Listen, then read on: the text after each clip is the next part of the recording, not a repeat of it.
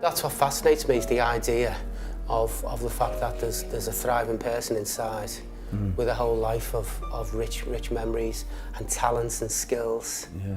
And of course your mum, you were saying, was a singer. Yeah, my mum was I say was, you know, she still is. That's the other thing, you know, you tend to, if you're not careful, you start talking about people in the past tense when they're still with us, you know. Absolutely.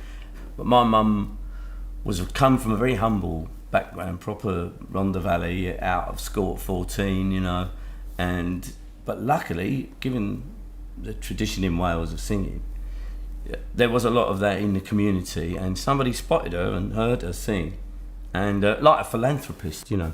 I think they were related to Marks and Spencers, you know, so you know, doing good works amongst the poor. It sounds patronising, but you'd take it, wouldn't you? Do you know what I mean? It's an opportunity, and it was for her. Absolutely. It opened some doors for her, and she's got the most incredible voice, and she went and she won the Golden Voice of Wales, which is a sort of Eisteddfod type competition, you know, and it's kept very much alive there. But it was embarrassing for me as a kid playing football, you know.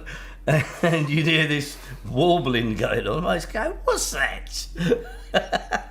But you know, I'm immensely proud of her. And quite a few of my mates who would never, ever have listened to anything like that came to see her. She's a very, my mum's a very bubbly, very optimistic, very open, warm person, you know. And so they all liked her. And she would do little recitals, and they would come, you know, and it'd be like, and they loved it. And quite a few of them got into, probably more than I have actually, into, you know, so opera and classical.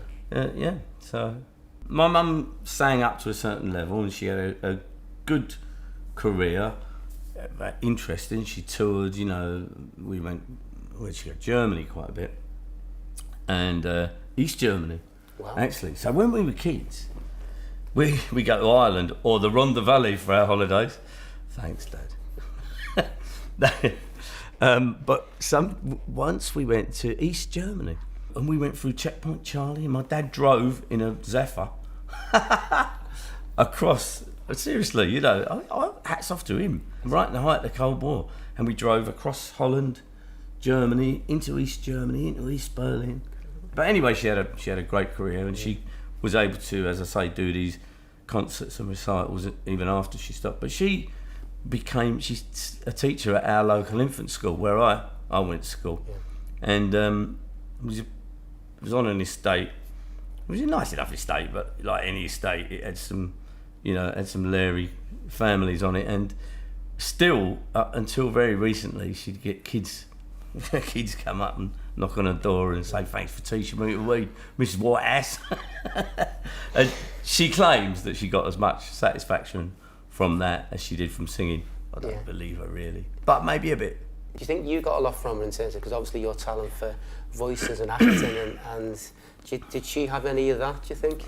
Definitely. I think in my family, very musical family, my dad liked to sing as well, and I think also the fact that we moved from the Rhondda to North London when I was a kid, and I you know, my accent changed. Mm-hmm. So I would flip between the two accents whenever we went back to the Rhondda. I could, you know, as I went over the Severn Bridge, I'd start talking the Welsh accent.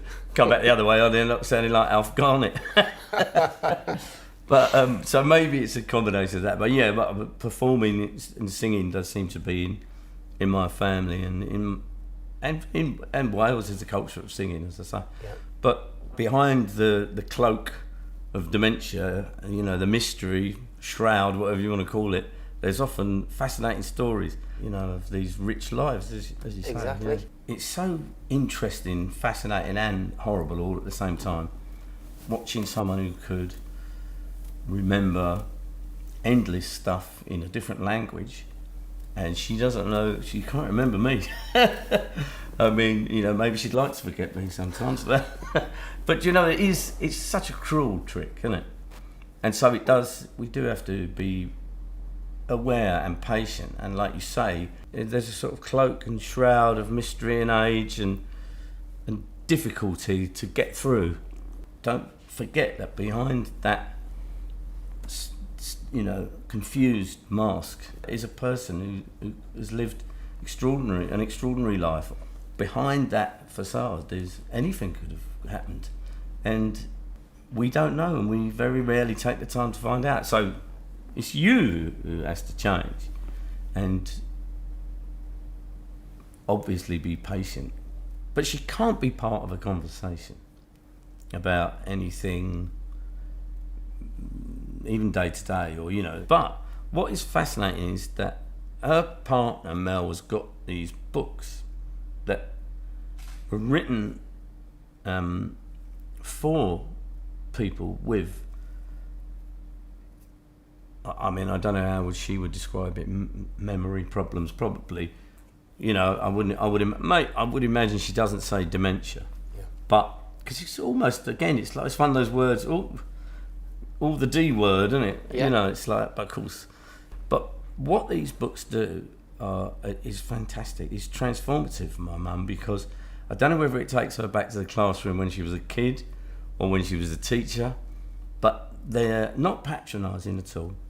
They're about 6-7 chapters, so they're not like, it's not like a picture book. And she reads to us, so we can sit, so she can be really part of the proceedings in a sort of quite a dominant way. These are books that are written specifically for people living with dementia. Yeah, absolutely, yeah. They're in the first person, okay. So it's like an adventure, and it'll be a day out, or it'll be a walk through a meadow, and it'll be an encounter with like a robin or a deer, or something like that. So it's an adventure, but it's a fairly contained adventure, and it's never quite clear where home is. That home could be a care home, but it is very cleverly done. Her name is Emma Rose Sparrow. She is one of, I think, quite a few now authors that realise, actually, although they, perhaps can't be part of certain conversations, they can certainly be a force in a room. And the fact that it's in the first person makes it sound as if she's just talking to you, telling you a story. Exactly, yeah. And sometimes it is funny. I sit there and I drift off. It's like being read to as a kid by my mum, like, it's nice. Because she's quite slow, so it's slightly soporific, but it's lovely. Yeah. I mean, it's lovely actually. Yeah. Sit there and hear my mum wittering on in a way that she couldn't, without the books. Yeah. And she can read words that you would never think she can.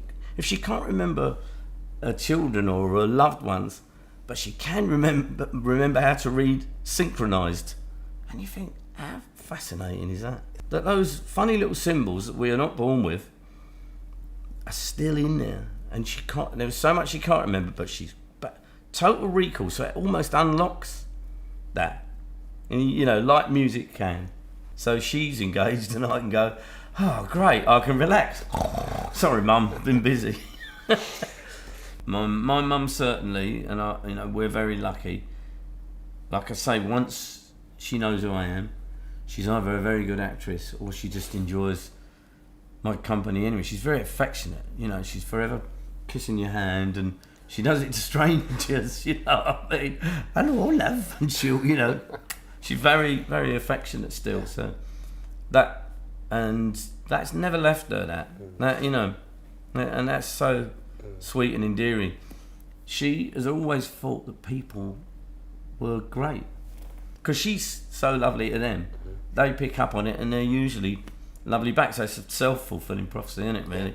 But the reading is unbelievable. What it's done is incredible, because up until not too long ago, she could play the piano, she could still just about sight read until about 3 years ago, but that has gone. So the books have been unbelievable. They've been such a help for us, and what it gives her is a role, a really positive role. That must give her an amazing sense of achievement somewhere. That she's actually in the driving seat.